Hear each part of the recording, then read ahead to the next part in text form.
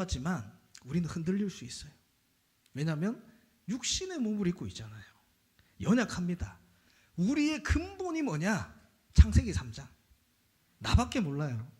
어제 밤에도 우리 한 렘넌트가 전화 와서 인간 친구들에게 상처받은 거를 막 포럼해요. 30분. 제가 한 몇 번 못 받았거든요. 그러니까 얘기할 사람도 없고 막 포럼하는데 막 울먹거리면서 포럼해요. 그래서 얘기했습니다. 사람에게 상처받지 마라. 진짜 사람에게 상처받지 마라. 사람은 내밖에 모른다. 근본이라니까 그게. 나를 위해서, 내 행복을 위해서 다른 사람에게 잘해줘요. 다른 사람에게 잘해주는 것도 나를 위한 겁니다. 내밖에 몰라요.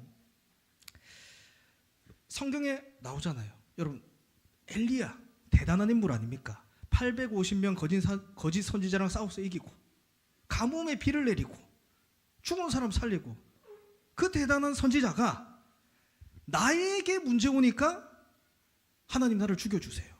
로뎀나무 앞에서 무릎 꿇지 않습니까? 내 문제 오니까. 그게 인간이에요. 그 정도로 연약합니다. 그리고 창세기 6장, 인간은 육신 따라가요. 육신의 몸을 입고 있기 때문에 창세기 11장, 하나님보다 더 높아지고 싶어요. 그게 인간이라니까요. 어쩔 수 없습니다. 그래서 여러분, 문제 만나면 흔들려요. 사람 때문에 상처받을 수 있습니다. 그래서 하나님께서 무엇을 주셨냐? 24 기도의 비밀을 주신 겁니다. 언약 붙잡고 흔들리지 말라고 기도의 비밀을 주셨어요. 흔들릴 거기 때문에 당연히 이 모든 것을 이길 수 있는 게 24 기도의 비밀입니다. 여러분, 구원받은 사람과 구원받지 않는 사람의 차이는 딱 한 개예요. 내 안에 성령이 있느냐, 성령이 없느냐. 오늘 말씀 받았죠? 사단의 나라, 하나님의 나라 차이는 딱 한 개입니다. 성령이 있느냐, 악령이 있느냐. 요거예요. 구원받은 사람, 구원받은 하나님의 자녀에게 그래서 성령이 24 함께 하신다 약속하셨어요. 요한복음 14장 16절에 또 다른 보혜사를 주사, 이 성령이 언제까지? 영원히 너희와 함께 하겠다. 구원받는 순간 24시 성령이 내 안에 함께 하신다니까요. 내가 너무나 연약한 거, 부족한 거 알고 있기 때문에 성령이 24 영원히 함께 하신다. 이것이 기도의 비밀입니다. 그래서 우리가 여러분 기도할 때 산에 가고 또 집중할 때 바다에 가고 그렇게 하지 않습니까? 그런데 성령이 함께 하는 사람은 24 지금 여기서 기도할 수 있어요. 이게 비밀입니다. 다른 사람은 알지 못하는 비밀이에요. 이 비밀을 에스더가 알고 있었어요. 그래서 이 하만과의 거짓 누명을 씌우고 이 유대 민족을 진멸하려는, 멸절시키려는 이 하만의 계략에 에스더가 무기를 입어야겠다, 칼을 들어야겠다 한 게 아니고 이스라엘 백성들에게 뭐라고 얘기하냐? 온 백성들이 3일 동안 밤낮으로 금식하며 나를 위해 기도해 주세요. 나도 기도하겠습니다. 언약 붙잡고 기도의 비밀 누리는 사람에게 하나님이 응답하십니다. 그렇다면 이 복음이, 오늘 말씀이죠. 이 복음이 나의 복음이 된다라는 것은 무엇이냐?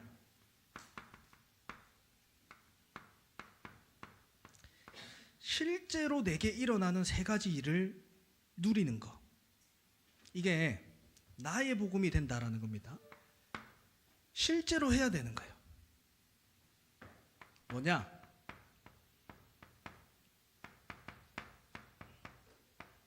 그리스도를 누리는 겁니다. 가지고 있기 때문에 여러분 누릴 수 있어요. 내게 없다. 그것을 내가 누릴 수 없죠.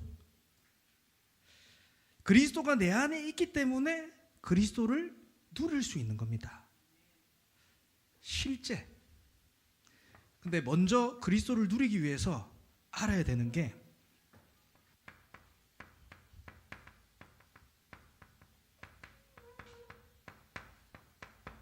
내가 할 수 없다. 시작해야 그리스도 누릴 수 있어요. 자, 오늘 본문에 에스더가 왕후가 돼요. 그런데 어떤 나라의 왕후가 되었냐? 여러분, 이 페르시아의 왕후가 된다는 것은 엄청난 겁니다. 에스더 1장에 뭐라고 얘기하냐? 왕의 이름이 나옵니다. 아수에로 왕. 여러분, 그 영화 300 보셨어요? 조회라 봤나? 300? 안 봤어? 보지 마. 그 보면 뭐가 나오냐면 안 봐도 돼. 안 봐도 되는데 그 영화 300 여러분 안 봤어요? 너무 옛날 영화인가? 그 스파르타랑 그 싸우는 왕 나오잖아요. 그 피라미드 같은데 큰 거 타고 있는 왕. 그게 이제 아수에르 왕이에요. 이 왕이 얼마나 대단한 왕이냐? 1절에 나옵니다. 인도부터 구스까지 127지방을 다스리는 왕. 그 시대에 가장 강력한 강대국이었던 나라의 왕이에요. 거기에 에스더가 왕후로 발탁된 겁니다. 바벨론의 포로로 잡혀간 그 연약한 유대 민족 중에 한 여인이, 부모도 없는 고아인 여인이 여기에 왕후로 발탁된 거예요. 여러분, 이것을 내가 할 수 없어요. 구원 어떻게 받습니까? 내가 어떻게 그리스도 누립니까? 내가 할 수 없어요. 근데 하나님께서 에스더를 왕후에 세우신 겁니다. 그 이유가 무엇일까요? 이스라엘 백성들을 구원하기 위해서. 눈치채셔야 됩니다. 내가 스스로 하나님 만날 수 없어요. 내가 스스로 구원받을 수 없습니다. 그것은 절대 불가능해요. 왜냐? 로마서 3장 23절에 모든 사람은 여러분 죄 가운데 빠졌어요. 내가 태어났는데 죄인입니다. 나는 인간이니까. 얼마나 억울해요. 근데 그게 사실입니다. 태어나기만 했는데 저주재앙이 온다니까요. 그게 인간의 운명이에요. 나는 절대 불가능한 존재입니다. 그뿐만이 아니에요. 요한복음 8장 44절에 너희 압이 마귀라고 했어요. 태어났는데 내 운명이 사단 마귀에게 장악되어 있는 운명입니다. 그 재앙 가운데 사단에게 장악당해버린 우리가 할 수 있는 게 없어요, 여러분. 그래서 뭐가 옵니까? 해결할 수 없는 영적 문제가 끊임없이 오잖아요. 내가 그리스도 누릴 수 없어요. 내가 할 수 없어요. 그래서 하나님께서 길을 여신 겁니다. 하나님께서 길을 여셨어요. 내가 할 수 없기 때문에. 그 길이 뭐냐? 그리스도예요. 이 그리스도를 누리는 겁니다, 여러분. 내가 할 수 없다라는 이 부분이 여러분이 진짜 이 말이 무슨 말인지 알게 되면 하나님의 은혜를 알게 될 거예요. 요한복음 14장 6절에 뭐라고 하냐? 내가 곧 길이요 진리요 생명이니 나로 말미암지 않고는 그리스도께로 올 자가 없다. 하나님이 여신 길이 그리스도라는 거예요. 여러분 문제 어려움 만났는데 혹시 이 그리스도 고백해 보신 적이 있습니까? 그러면 내 마음에 평안이 생겨요. 왜요? 그리스도 이름으로 기도할 때 하나님이 내 마음속에 임재하세요. 역사하시는 겁니다. 로마서 8장 1절에서 2절에 생명의 성령의 법이 죄와 사망의 법에서 너를 해방했다. 여러분 죄를 지으면 죄값 받아야 돼요. 저주재앙은 계속 오게 돼요. 어쩔 수 없다니까요. 근데 하나님께서 그리스도를 보내셔서 십자가에서 죽으심으로 죄값을 치렀어요. 이게 구원입니다. 이게 그리스도예요. 그리스도께서 나의 죄 문제를 대속해 주셨어요. 그래서 그리스도를 믿는 자는 죄가 없다. 죄에서 뭐가 되냐? 해방되는 거예요. 그 저주와 죄로 인해서 오는 저주와 멸망, 거기에서 해방되는 거예요. 그게 그리스도를 믿는다는 겁니다. 요한일서 3장 8절에 하나님의 아들이 오신 것은 마귀의 일을 멸하려 하심이라. 마귀라고 하지 않았어요. 마귀의 일이라고 했습니다. 이 사단은 구원받은 사람에게도 끊임없이 공격해요. 그게 마귀의 일입니다. 요한복음 10장 10절에 말씀하죠. 사단은 도둑질하고 죽이고 멸망시키는 존재다. 저번 주에 말씀했습니다. 사단이 그리스도를 놓치게 만드는 게 아니에요. 사단도 그리스도 압니다. 잘 알아요. 그리스도를 놓치게 하는 게 아니고 도둑질해 가요. 그리스도보다 세상 기준이 더 강하도록, 내 기준이 더 강하도록, 그리스도를 알고도, 그래서 멸망시키고 죽이도록 몰고 가는 거예요. 근데 이 마귀의 일을 멸하신 이름이 뭐야? 그리스도. 그래서 그리스도 이름 앞에서 사단이 무릎 꿇는 거예요. 요한복음 1장 12절에 이 예수를 그리스도로 믿는 자 하나님의 자녀가 되는 권세를 주셨다. 그리스도를 누린다는 건 한마디로 그리스도가 모든 문제를 끝냈다. 내가 할 수 없어요. 그리스도가 모든 문제를 끝냈다. 이거를 믿는 겁니다. 이게 그리스도를 누리는 거예요.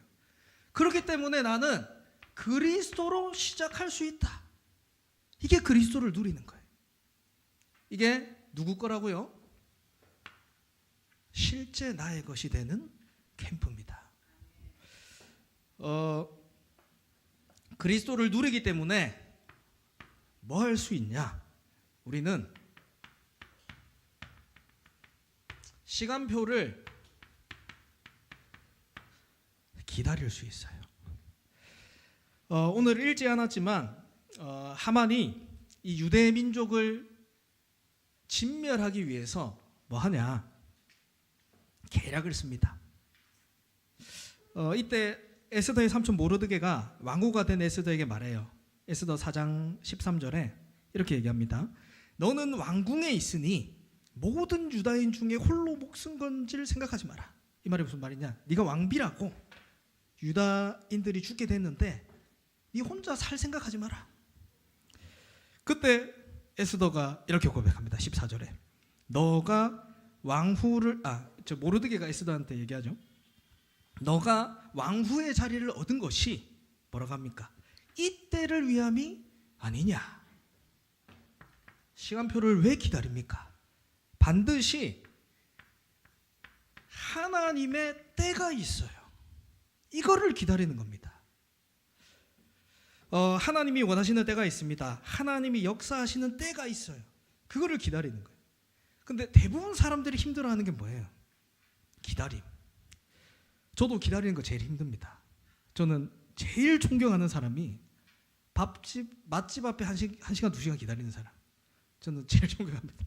저는 절대 못해요. 특히 한국 사람들 못 기다립니다. 맞죠? 못 기다려요. 우리 캠프 갔을 때도 막 떠들고 새치기 하고 우리 한국 사람밖에 없어요. 일본 사람들 다 막 기다립니다. 왜 기다려야 되냐? 여러분 시간표가 사람들마다 달라요. 사람마다 시간표가 다릅니다. 그래서 우리 렘넌트들 친구들과 나를 비교하지 마세요. 시간표가 다릅니다. 하나님께 쓰임받는 것이 다 다릅니다. 누구는 목사로, 누구는 선교사로, 누구는 중직자로, 중직자 중에 업 중에서도 여러 가지로 다 달라요. 얼마나 다양합니까? 요셉은 30세까지 감옥에 있어야 되는 시간표예요. 맞죠? 30세가 하나님의 때입니다. 왜요? 30세 때 총리가 돼야 되니까. 모세는 80세가 하나님의 시간표입니다. 맞죠? 40년의 광야 또 40년의 왕궁, 그게 모세가 지도자로서 이스라엘을 데리고 가야 되는데 꼭 필요했던 시간입니다. 중요한 것은 뭐냐? 하나님의 때가 있다라는 거예요. 이것을 기다리는 거를 나의 복음을 누리는 거다, 찾는 거다. 실제로. 근데 중요한 건 여러분 사람마다 다르죠. 하나님의 때가. 근데 공통적인 시간표가 있어요. 그게 뭐냐? 여러분 나에게 하나님께서 빛을 비추는 시간이에요. 이거는 반드시 우리 인생에 한 번 있어야 되는 시간표입니다. 이거는 모두가 똑같아요. 그리스도의 빛이 나에게 비추는 시간이 있습니다. 마치 바울의 다메섹의 시간표처럼 하나님께서 나에게 빛을 비추는 시간이. 여러분 빛이 비추면 어떻게 되죠? 어둠의 빛이 비추면 어떻게 됩니까? 절대 불가능한 나에게 그리스도의 빛이 비추면 드러나요. 뭐가 드러나냐? 나의 상처, 나의 틀린 동기들, 나의 욕심들 다 드러나요. 다 드러나게 됩니다. 여기에 여러분 내가 할 수 없어요. 이때 중요합니다. 여기에 내가 할 수 없어요. 이때 뭘 하냐? 그리스도로 답을 찾는 시간이에요. 이때 그리스도로 답을 찾는 시간입니다. 물론 이 시간들이 여러분 아플 겁니다. 인정하기 싫을 거예요. 힘들 겁니다. 근데 비교되지 않는 그 아픔과 슬픔과 비교되지 않는 하나님의 응답이 있어요. 나의 상처를 가리기 위해서 포장했던 것들, 나에게 틀린 동기로 만들어갔던 그 일들, 그리고 나의 욕심들로 채워왔던 것들과 비교되지 않는 응답이 그리스도 안에 있습니다. 자, 요한복음 14장 27절에 이렇게 말씀해요.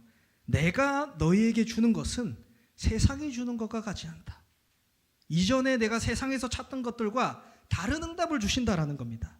세상에서 줄 수 없는 것, 내가 일전에 알지 못했던 것들을 하나님이 주십니다. 그게 뭡니까? 나에게 있는 것을 내게 주더니 내가 너에게 평안을 주노라. 나에게 빛이 임한다는 것은 내 안에 하나님을 누림으로 여러분에게 평안이 임하는 거예요. 내가 상처가 있었어요. 나의 틀린 동기들이 있었어요. 그게 되지 않아도, 그 문제가 와도 내 안에 평안이 임한다는 거예요.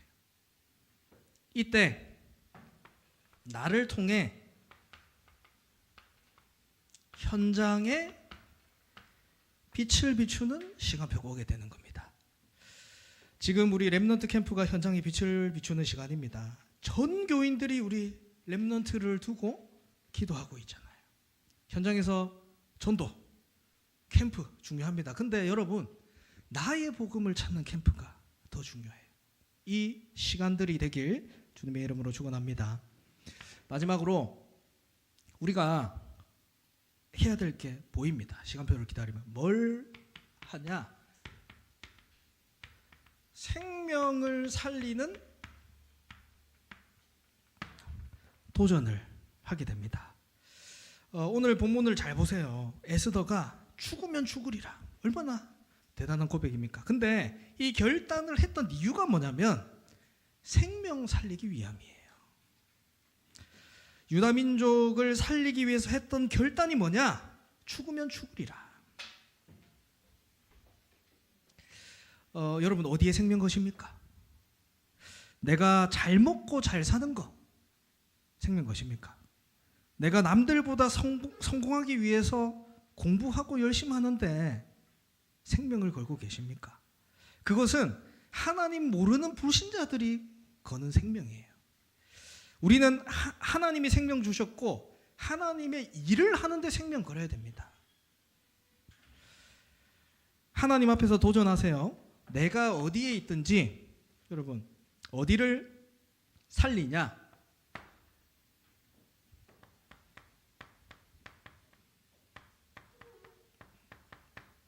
내가 있는 곳 살려야 돼요. 여기에 도전하시기 바랍니다. 전도를 대단하게 생각할 거 없습니다. 내가 있는 곳 살리는 게 최고의 전도예요. 물론 선교 나가는 거 좋습니다. 근데 여러분 내 현장이 선교지입니다. 내가 있는 곳을 살려야 돼요. 이걸 귀하게 여겨야 됩니다. 내가 있는 곳은 하나님께서 내게 맡기신 사람들이 있는 곳이에요. 맞죠? 여러분 옆에 보고 고백합시다. 우리 렘넌트들에게, 선생님들. 여러분이 내 현장입니다. 자, 렘넌트들 선생님 보고 고백하세요. 선생님이 내 현장입니다. 여러분, 내가 있는 곳 살려야 돼요. 이게 뭐냐? 다락방이에요. 내가 있는 곳을 살리는 거. 우리 중등부에서 7월부터 8월, 9월까지 우리 렘넌트 캠프로 계속 인도받았죠. 그러면서 한 가지 하나님께서 이 시스템을 세우는 응답을 주셨어요. 곳곳에. 근데 제 마음속에 한 가지 기도 제목이 생긴 게 우리 선생님들의 현장에서 다락방을 인도받아야겠다라는 마음이 들었어요. 선생님들의 현장을 살려야겠다.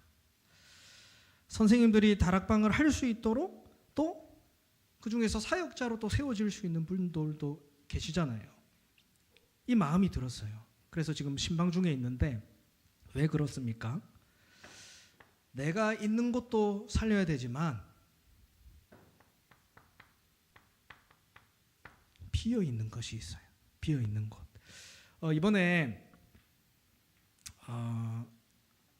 렘넌트 캠프 이렇게 인도받으면서 초등부서, 중등부서, 고등부서에 진행되고 있는 모든 사역들, 학교들을 다 정리를 했어요. 그러면서 보이는 게 뭐냐? 빈 곳이 너무 많구나. 지금도 이 복음이 없어서 죽어가는 빈 곳이 너무나 많구나. 이 빈 곳을 살려야 됩니다. 저 혼자서는 다 못 가요. 그래서 우리가 팀이 돼야 되고 그 현장에 팀을 세워야 됩니다. 이게 팀 사역이에요.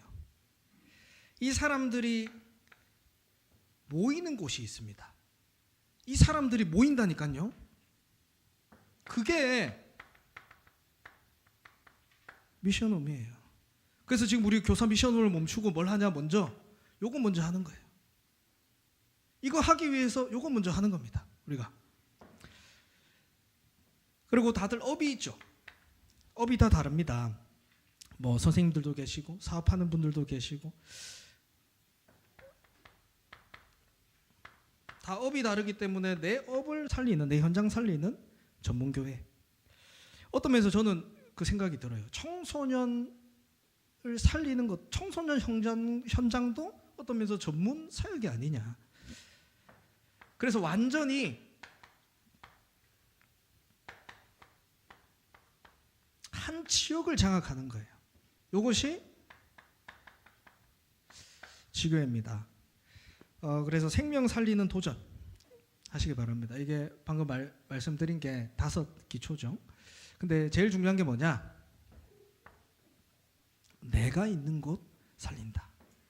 하나님께서 내게 맡기신 그 한 영혼들 살린다. 여러분, 사단이 가만히 있지 않을 겁니다. 사단은 생명 살리는 일에 목숨 걸고 방해합니다. 그래서 에스더가 어떻게 했습니까? 결단을 생명 살리기 위해서 내가 죽으면 죽으리다. 이 도전을 하시길 주님의 이름으로 축원합니다. 거기에 하나님은 여러분을 뭘로 세우시냐?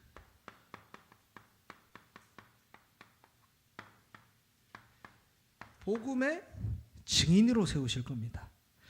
정확한 언약을 붙잡은 에스더를 통해서 하나님께서는 유대민족 전체를 살리세요. 그래서 그날을 기념하라. 그날이 뭐죠, 여러분? 잘 아시는 부림절입니다. 유대인들은 아직도 이 날을 지키고 있어요. 그때 대단하죠. 우리가 붙잡은 언약을 여러분, 하나님께서 우리를